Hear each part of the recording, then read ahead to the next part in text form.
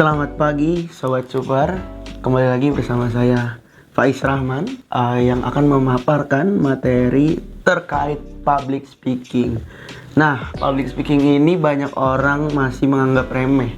Tentang perlu nggak sih public speaking itu, atau seberapa penting sih public speaking. Sebelum itu, public speaking ini menurut Webster Third International Dictionary, public speaking ini adalah bagian atau seni dari proses penyampaian pidato di depan publik dan seni ilmu komunikasi yang secara efektif dapat melibatkan pendengar atau audiens. Nah, maka dari itu hari ini saya akan membawakan beberapa materi tentang public speaking. Nah, public speaking ini dapat meningkatkan percaya diri di hadapan audiens, lalu bisa efisiensi melalui aksentuasi dan subordinasi. Lalu di sini juga dipaparkan efisiensi melalui intonasi, efisiensi melalui perubahan tempo, lalu ada efisiensi atau jeda dan pengaruhnya, efisiensi melalui infleksi, konsentrasi saat pidato, lalu meningkatkan kekuatan, perasaan dan antusiasme, kefasihan atau fluensi, dan melalui persiapan suara atau pesona suara. Lalu di sini juga terdapat beberapa pengaruh atau dampak yang didapat dari public speaking itu sendiri. Yang pertama ada kejelasan dan ketepatan penyampaian, kebenaran tentang bahasa tubuh, metode penyampaian, kekuatan pikiran dan cadangan, topik dan persiapan. Lalu public speaking ini dapat mempengaruhi beberapa narasi, mempengaruhi sebuah sugesti, mempengaruhi dengan argumen, mempengaruhi dengan persuasi, dan mempengaruhi massa. Yang sudah pasti itu intinya ya, atau kita nyebutnya kita dapat mempengaruhi audiensinya gitu. Lalu ada menumbuhkan kosakata. Lewat public speaking kita juga bisa menambah kosakata kita yang lebih baru lagi. Lalu ada pelatihan memori, yaitu perlu diingat juga public speaking ini sangat lekat dengan mengingat atau memori, sangat dibutuhkan dalam public speaking ini. Lalu ada berpikir dengan benar dan berkepribadian. Nah, seperti mungkin contoh-contoh public speaking digunakan dalam MC saat acara-acara nikahan. Lalu mungkin yang lebih lekat dengan anak muda itu ada stand up comedy ataupun MC di acara-acara formal atau informal lainnya. Nah, selanjutnya sedikit baca karena kita sedang melakukan video pembelajaran atau pemaparan materi. Public speaking itu jangan dipandang sebelah mata. Nah, public speaking itu tidak sekedar bisa dipahami atau pembicaraan yang sekedar disampaikan gitu, atau kayak to the point aja gitu. Itu nggak bisa dipandang seperti itu. Nah, public speaking ini juga nggak boleh harus bisa mengarahkan kepada bagaimana orang paham dan menikmati.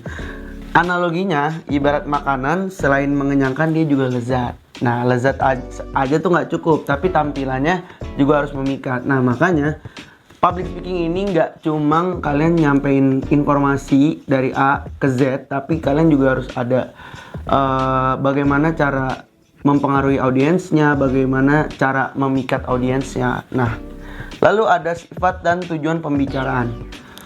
Sifat dan tujuan ini sebenarnya itu ada 4 poin dan dia saling berkesinambungan atau reverse ya, kayak nyambung gitu. Yang pertama, public speaking ini untuk to inform atau menginformasikan. Yang udah pasti di dalam setiap public speaking ini ada pesan yang ingin disampaikan. Nah, lalu ada to persuade atau untuk mempengaruhi. Nah, yang ini udah pasti saat mungkin lebih ke acara-acara marketing atau saat jualan, itu kan orang jualan juga ada public speakingnya untuk mempengaruhi dari apa pesan yang kita sampaikan sampai bisa nyampe ke pola pikir audiensinya dan mempengaruhi pikirannya. Lalu yang ketiga itu ada to entertain atau menghibur. Nah, biar memikat, makanya dari tadi kita ngomongin gimana sih caranya audiensi itu jadi tertarik dengan pesan yang sederhana, pesan yang kayaknya ringan banget tapi bisa tertarik tuh gimana. Nah, ini kita masukin ada sense of entertain atau menghiburnya. Dan to move audience. Nah, ini menurut saya pribadi ini tugas juga atau inti dari public speaking to move audience atau untuk menggerakkan, kayak dari pesan yang kita sampaikan bisa menggerakkan beberapa upaya atau menggerakkan pergerakan dari audiensinya lah, kayak gitu kurang lebih. Oke, lalu ada 3 hal penting yang harus disiapkan untuk kalian yang ingin melakukan public speaking. Nah, pertama ada persiapan. Nah, persiapan ini tuh nggak sekedar cuma ngapalin materi. Nah, tapi persiapan ini tuh ada persiapan fisik, persiapan psikis, sama persiapan materi udah pasti. Lalu kedua tuh ada penyampaian. Penyampaian ini proses bagaimana kita membawakan materi, membawakan pesan, menyampaikan pesan kepada audiensinya. Dan gimana sih cara kita mempengaruhi audiensinya juga gitu. Nah, yang terakhir itu ada evaluasi. Evaluasi ini tahap akhir, yaitu untuk mengkoreksi bagaimana sih tadi kita menyampaikan pesan kepada audiensinya, kayak gitu. Nah, move lagi kita ke persiapan fisik. Persiapan fisik ini udah pasti jasmani kita ya, raga lah ya. Kita udah pasti harus istirahat yang cukup, lalu mungkin kita bisa olahraga, karena balik lagi ke public speaking tuh nggak boleh dianggap remeh. Public speaking nih melibatkan ada suara, intonasi, lalu ada nafas juga, dan banyak tekniknya. Lalu kalau udah pasti fisik ini kita harus yakinin bahwa hari itu kita udah siap untuk fight atau untuk berperforma dengan seprofesional mungkin, kayak gitu. Terus ada kedua, persiapan psikis. Udah pasti kita ditonton banyak audiens, kita dihadapkan dengan beribu-ribu atau beratus-ratus orang, kita harus siap mental nomor 1. Jadi kuncinya itu kalian harus menyiapkan mental kalian biar kayak ketemu orang tuh nggak deg-degan, terus nggak deredek, nggak patah-patah ngomongnya. Nah, nomor 2, semakin baik persiapan Anda akan semakin baik mental Anda sebaliknya. Nah, dari mental yang baik itu muncul energi-energi positif yang bisa bikin kalian menguasai materi kalian, menguasai panggung, menguasai audiensi yang nantinya berdampak ke performa kalian tuh jadi bagus. Nah, ketiga itu ada jangan dipusingkan dengan berpikir negatif tentang audiens. Nah, nggak boleh overthinking nih. Makanya banyak dari pelaku-pelaku public speaking seperti ya banyak lah ya, stand up comedy dan lain-lain, mereka itu gimana ya, cuek sama audiensinya, tapi sebenarnya tuh udah menganalisa dari sebelum-sebelumnya. Nah, makanya jangan pernah overthinking tentang audiens kalian sendiri-sendiri. Jadi kayak just the show begin, let it flow. Mau gimana pun, yang penting masih di dalam kapasitas kalian dan kapabilitas kalian, tetap maju. Lalu ada, nah banyak orang bilang yang penting yakin, penting yakin.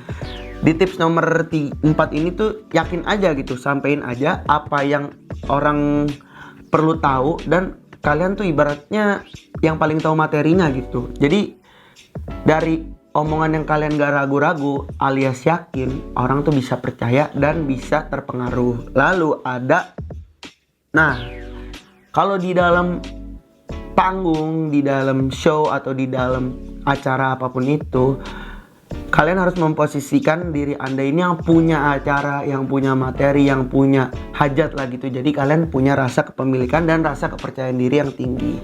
Oke, kalau kalian udah dari fisik oke, psikis oke, lanjut lagi ke persiapan materi. Udah pasti dong, kalau kalian mau nyampein sesuatu, nyampein pesan, pasti ada materinya atau ada strukturnya. Dan udah pasti kalau kalian di acara sesuatu yang sedang berlibatan dengan anak muda, berarti kalian harus menyesuaikan audiens dan background temanya gitu. Jadi kalian harus bisa membuat materi yang sesuai dengan target audiensinya, seperti itu kurang lebih. Jadi jangan bikin materi yang tentang vintage tapi yang datang Gen Z atau milenial, itu nggak bisa. Jadi harus proporsi dan sesuai dengan apa yang datang gitu. Audiensnya muda ya berarti kita harus bikin yang up to date. Lalu lebih memanjakan audiens, seperti mengikuti tren-tren sekarang, apa yang lagi lucu, apa yang lagi rame. Nah, lalu ada, biar kalian gampang hafalinnya, ada namanya buatlah kisi-kisi penting atau pointer atau poin-poinnya aja kalian garis bawahi, kalian buleti, kalian underline dan segala macam. Itu bisa banget memudahkan kalian menghafal atau menguasai materinya. Lalu setelah bikin pointer atau kisi-kisi, kalian boleh banget untuk menghafalnya atau mengingatnya kayak gitu. Balik lagi ke poin yang tadi, public speaking ini sangat erat dengan memori atau ya ingat mengingat begitu. Jadi ingatan kalian harus juga kuat dan kencang gitu. Nah, kalau udah udah ngafalin, udah bikin kisi-kisi. Nah, ini menurut saya pribadi, ini mungkin kalau saya pribadi ngomongnya ngebadanin atau melatih lah ya untuk menyampaikan. Jadi kita bisa tekniknya mungkin speaking in front of mirror, kita bisa berbicara di depan kaca, ataupun kita juga bisa ngomong sendiri di motor, di jalan, ya biar kita bisa ngafalin juga dan ngetes gitu. Orang-orang kan pasti ngeliatin kita dan segala macam. Itu bayangan kita nanti di panggung tuh kayak gitu. Gimana caranya? Tadi kan kita juga ngelihat kalau kita tuh jadi center of attention. Nah, itu kita harus ngelatih mindset kita, ngelatih materi kita, ngelatih memori kita untuk menyampaikan itu semua. Lalu kuatkan bahan dengan menambah literatur atau menambah kata-kata yang sangat familiar dengan materi atau berkaitan dengan materi. Nah, seperti kata-kata yang tadi saya sampaikan, mungkin penambahan literatur ini bisa seperti bahasa-bahasa atau kata-kata ilmiah bisa digeneralisasikan dengan bahasa yang melekat di sehari-hari dan memudahkan audiensi untuk memahami materi yang disampaikan. Nah, sejenak saya minum dulu. Setelah ada persiapan materi, nah selanjutnya itu tadi ada topik materi. Topik materi ini, di bagian ini kita harus mengumpulkan ide-ide. Lalu kita harus juga bisa menseleksi idenya. Itu gimana sih biar kita bisa dijadiin topik. Dan kita harus bisa memfokuskan atau menunjuk beberapa poin-poin kita mau ngebawa kemana gitu arahnya. Nah, perlu diingat topik ini harus bisa mudah diingat dengan para audiensinya. Yaitu ada beberapa poin yang saya ingin sampaikan hari ini, yaitu ada speeches to inform, yaitu artinya kita berpidato atau berbicara untuk menginformasikan sesuatu. Lalu ada speeches to persuade. Speeches to persuade ini kita juga bisa berpidato atau berbicara untuk mempengaruhi. Nah, lalu ada speeches to entertain, yaitu kita bisa berpidato atau berbicara untuk menghibur audiensinya. Lalu ada speeches to move audience to action. Nah, ini yang terakhir tuh kita bisa menggerakkan audiensi dari kita berbicara atau berpidato juga. Seperti itu kurang lebih. Nah, lalu setelah itu kita harus memformulasikan tujuan spesifik dari pembicaraan. Nah, itu maksudnya apa sih? Itu maksudnya adalah kita harus bisa mengarahkan tujuan spesifiknya. Ini pembicaraan mau ke arah kemana. Nah, simpelnya sih seperti itu. Lalu di poin selanjutnya ada susun statement. Nah, ini nih susun statement ini dapat disimpulkan dan hasilnya itu udah efektif banget. Semakin banyak statement yang menarik, pembicaraan Anda akan semakin menarik. Makanya contoh kecil ya, seperti di acara podcast, di acara sesuatu yang berbau ada audiensinya banyak gitu. Beberapa speakers itu selalu membuat statement untuk memikat atau menarik dari para audiensnya itu sendiri. Makanya di podcast tuh ada yang kayak statement jangan pernah itu dikutip nanti, ataupun saat orang sedang membuka atau mencoba berstatement di depan publik itu pasti selalu dapat perhatian lebih atau bisa bikin menarik si pembicaranya tersebut. Lalu setelah itu dari topik materi yang sudah dibikin atau dibuat dan disusun atau dirancang, itu harus setelahnya dievaluasi kembali dan kita harus cross check. Ada beberapa informasi yang benar atau ada yang salah atau ada penyebutan yang gimana-gimana, kita harus mengevaluasi selanjutnya. Nah, Selanjutnya ada analisa audiens. Analisa audiens ini cukup penting, sangat penting malah. Sebelum kita menguasai panggung, nah kita harus bisa menganalisa audiens dari demografi atau karakternya, lalu dari umur, dari gendernya, dari etnis, dari edukasinya, dari ekonominya, dari status, dan dari komunitas dia berasal dari mana. Nah, dengan gitu juga kita juga memahami sangat mudah kayak kita sedang berada di wilayah yang bermayoritas agama muslim, berarti kita juga harus bisa mengarahkan pembicaraan yang membuat nyaman agama muslim, dan tidak juga saat itu kita menjelekkan etnis lain, bukan maksudnya kayak gitu. Jadi kita harus bisa menyesuaikan atau menganalisa audiens kita berasal dari mana.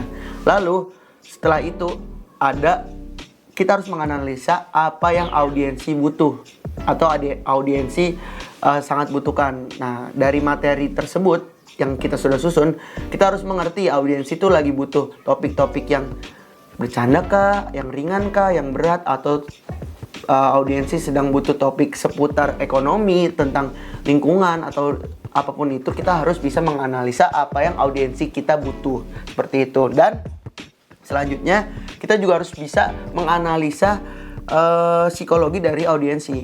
Nah, gimana caranya? Kita ngelihat cara atau sikap dia memandang kita, lalu ada attitude-nya gimana, perilaku dia saat mendengarkan kita. Nah, itu adalah salah satu upaya menganalisa audiens dari segi psikologi. Nah, selanjutnya ada introduction. Introduction nih kalau di lagu nih itu intro dulu atau awal-awalnya gimana sih.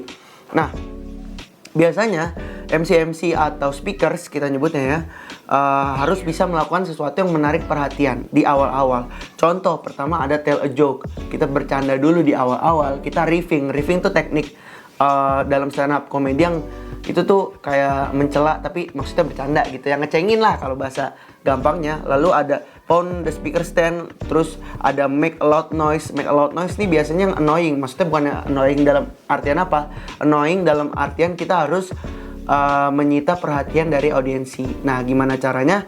Itu kita bisa membuat suara-suara yang kenceng gitu, yang halo, hai, dan segala macam. Itu contohnya. Lalu ada ask a question. Ini menurut saya pribadi cara yang lumayan ampuh dan kita menaikkan interaksi bersama audiensi di awal-awal panggung, di awal-awal acara lah kayak gitu. Kita nanya, Mas berasal dari mana, Mas namanya siapa, dan segala macam. Dari situ pasti audiensi yang tadinya ditanya satu, yang kiri kanan itu jadi aware kayak kayaknya setelah ini saya akan ditanya. Jadi kita dapat perhatian lebih. Nah, tapi perlu diingat, introduction ini jangan sampai melenceng atau sangat jauh dari tujuan pembicaraan yang kita udah susun. Jadi jangan sampai lupa ke topik pembicaraannya, kayak gitu. Nah, selanjutnya ini ada penyampaian materi. Penyampaian materi ini gimana sih caranya kita bisa nyampein pesan, nyampein apa yang perlu kita sampein ke audiensi dengan tepat. Yang pertama, perhatikan sekali lagi performance Anda dengan memastikan cara berpakaian dengan segala aksesoris yang Anda pakai. Yang penting itu udah layak ya. Misalnya di acara-acara formal kita harus memakai jas, berkerah, ataupun kita harus bersepatu, bercelana rapi. Namun berbeda lagi saat acara-acara konser anak muda atau acara-acara yang nggak formal gitu ya. Kita bisa santai, kita bisa pakai kaos band atau jaket-jaket yang nggak formal gitu, dan sepatu-sepatu yang nggak formal. Nah, balik lagi ke poin tadi, kita harus bisa apa sih kebutuhannya, apa sih tujuannya kita datang dan berbicara. Nah, kayak gitu. Selanjutnya, percaya diri. Nah, percaya diri ini bisa ngilangin rasa ragu atau keraguan. Yang ragu itu sangat dihindari atau sangat dibenci sama speakers nih. Kalau kita ngomongnya ragu-ragu, kita ngomongnya nggak yakin, nggak percaya diri, itu tuh kayak orang yang atau audiens yang denger kayak, aduh, ini orang gimana sih, orang nggak yakin ngomong kayak gitu-gitulah. Jadi kita juga harus bisa percaya diri. Nah, selanjutnya simpatik. Simpatik ini adalah kayak contohnya kita tebar senyum, terus kita menatap mata audiensi, dan aware terhadap kondisi di sekitar. Nah, itu tuh kita harus memiliki simpatik itu, rasa simpatik. Kita harus bisa ngelihat panggungnya, kondisinya lagi kayak gimana, audiensinya lagi kayak gimana, speakersnya juga harus bisa menempatkan posisi dengan pas juga kayak gitu. Lalu ada bangkitkan spirit of life atau antusiasi saat sedang bicara. Gimana caranya public speakers ini bisa dengan antusiasme menyampaikan pesannya. Saat kita menggebu-gebu, pasti orang yang mendengar, audiensi itu juga ikut, ih dia kok semangat banget ya. Pasti ada pesan-pesan yang akan mereka sampaikan nantinya. Jadi ikut antusiasme juga gitulah. Jadi kurang lebih kita menyebar sisi antusiasmenya gitu. Nah, selanjutnya ada memakai bahasa yang correctly, clearly, specific, and familiar language, dan udah pasti santun. Nah, dari kata-kata tersebut udah pasti itu kunci utama banget. Kita berbicara atau menutur tuh dengan sopan, dengan bahasa sehari-hari yang familiar, bahasa yang lugas gitu, dan bahasa yang spesifik, yang nggak berganda atau bermakna dua gitu ya. Nah, lanjut lagi. Nah, tadi ada jeda sedikit karena azan. Nah, ada penyampaian materi lagi nih. Nah, itu tuh ada cara bertutur yang setia dengan rate and pause, atau memerhatikan kecepatan dan jeda. Gimana sih kalian sebagai speakers bisa mengatur ritme atau temponya gitu. Jangan dikasih slow atau jangan dikasih gas terus ya. Jangan oke gas aja gitu. Tapi ada jedanya, ada pause-nya juga. Selanjutnya ada volume, pitch, and inflection, atau hubungan dan perubahan nada suara. Kayak kita harus mengenali kayak high note atau low note gitu ya. Jadi kayak kita harus bisa gitu menyesuaikan nada suara dengan apa yang pesan ingin kita sampaikan gitu.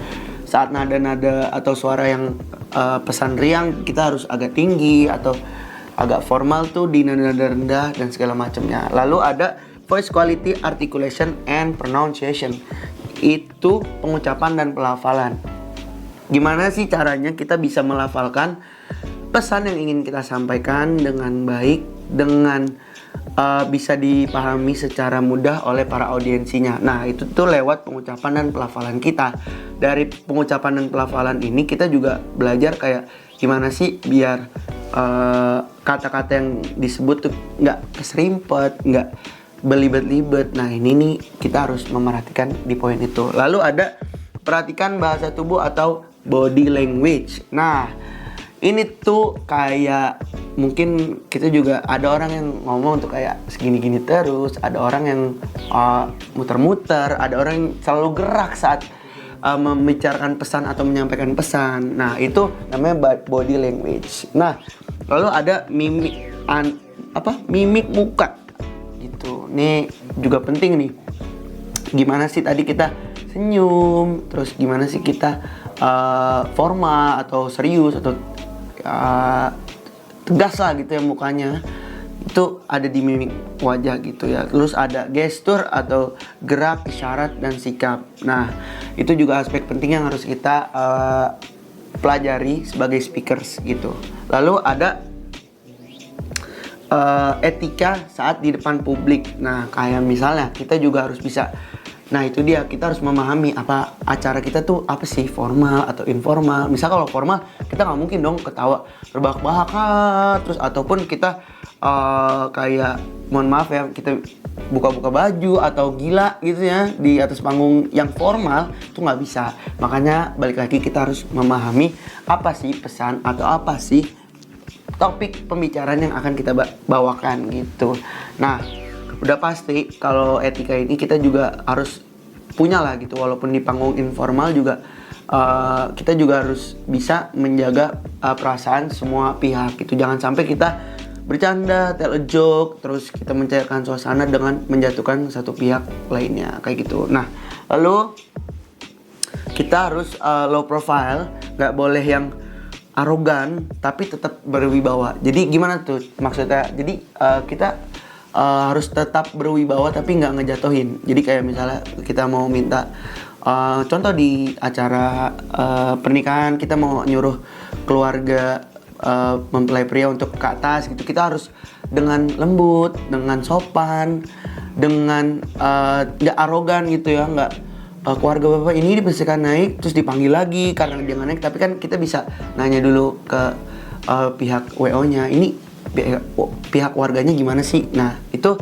kita bisa selingi dengan bercandaan, misalnya kayak oh keluarganya mungkin masih ngumpul, masih berusaha berkumpul kayak gitu-gitu. Nah kita harus bersiasat biar gimana sih caranya kita nggak arogan atau kesana songong gitu ya. Apalagi kan kita speakers gitu, kita berbicara di depan umum, kita harus bisa ngatur itu juga. Nah selanjutnya ada evaluasi. Ini udah part-part menjelang ke akhir nih. Evaluasi ini yang tadi saya udah nyampein, ini tahapan terakhir gimana sih kita mengkoreksi atau menilai apa yang tadi kita udah sampein di acara gitu. Nah pertama kita tuh dapat mengevaluasi apa yang telah kita bicarakan dari sikap yang ditunjukkan audiens terhadap pembicaraan Anda. Nah sesekali kalian boleh kayak testimonial gitu, tanya gimana sih tadi pembawaan saya, kayak misalnya ada yang nyampein bagus, ada yang nyampein kurang bagus, ada yang bagus banget, ada yang kurang kenceng, atau itu ambil aja jadiin saran dan masukan gitu. Jadi di next kalian itu udah mengevaluasi poin-poin tersebut kayak gitu. Selanjutnya, saat usai pembicaraan Anda dengarkan kesan audiens, tapi jangan 100% percaya dengan tanggapan mereka. Nah ini maksudnya gimana caranya walaupun audiens tuh mencapaikan sejujur-jujurnya, kalian juga harus menyaring aja kayak gitulah ya kurang lebih. Nah apapun yang menjadi kekurangan tidak boleh terjadi dalam pembicaraan berikutnya. Nah itu udah pasti evaluasi. Ada yang salah kemarin jangan diulang. Masa sih ada orang yang jatuh di lubang yang sama? Itu nggak mungkin, kecuali Anda kurang evaluasi. Nah di poin selanjutnya ada kita hanya butuh banyak latihan dan jam terbang tinggi. Nah ada pepatah Inggris mengatakan practice make perfect. Hajar aja terus. Kita harus nyoba dari panggung ke panggung, dari acara ke acara, dari event ke event. Kita coba terus dan evaluasi terus. Jangan sampai kalian cuma ngerjain nih, oh udah nih segini aja, udah tahu batasannya, tapi kalian gak ngevaluasi. Nah jangan sampai kayak gitu. Terus jadilah pembicara yang baik, yang mengerti dengan siapa berbicara, lalu mengetahui apa yang mereka inginkan, mengetahui bagaimana cara memuaskan mereka dengan ide-ide kreatif dan solusi kreatif, dan mengetahui metode penyampaian yang audiens sukai. Nah yang tadi saya pribadi bilang, kita harus bisa menganalisa ini panggungnya bertema apa, lalu audiensnya dari etnis mana, dari suku apa, dan kepentingannya apa di dalam acara ini. Ini kita harus pahami sebagai speakers yang baik. Nah, lalu ada beberapa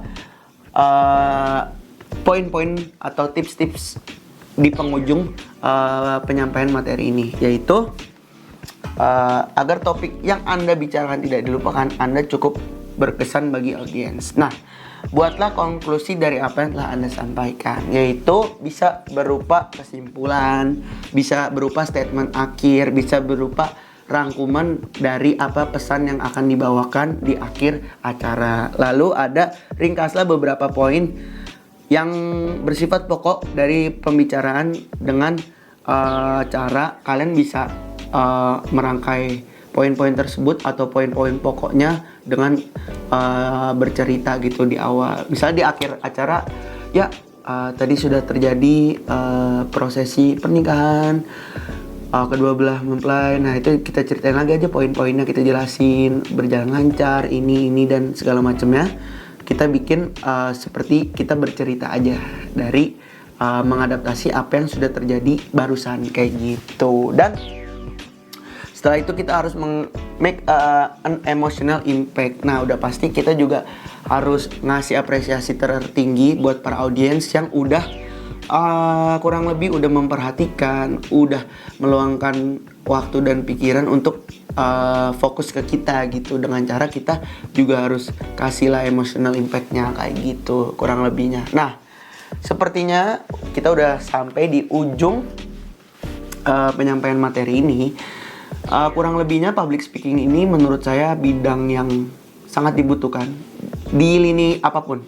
Bisa di lini berita, Yang pasti media massa sangat membutuhkan public speaking. Contohnya mungkin ya banyak lah presenter, ataupun sekarang di dunia e-sport juga banyak ya, ada caster, ada ya komentator dan segala macamnya, itu masih bersifat public speaking. Dan menurut saya salah satu skill yang harus dimiliki anak muda zaman sekarang itu public speaking. Mau nggak mau ngomong di depan publik tuh gampang-gampang susah gitu. Ada gampangnya ada susahnya. Jadi kita harus bisa menguasai si public speaking itu sendiri. Nah, saya Faiz Rahman, sahabat super, masih dengan saya. Saya minum dulu untuk penutupan.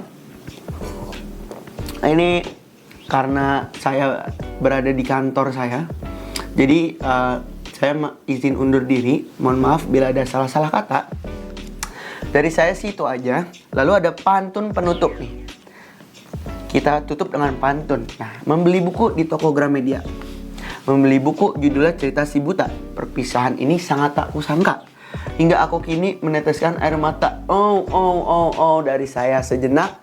Assalamualaikum warahmatullahi wabarakatuh. Sampai bertemu di pemaparan materi selanjutnya.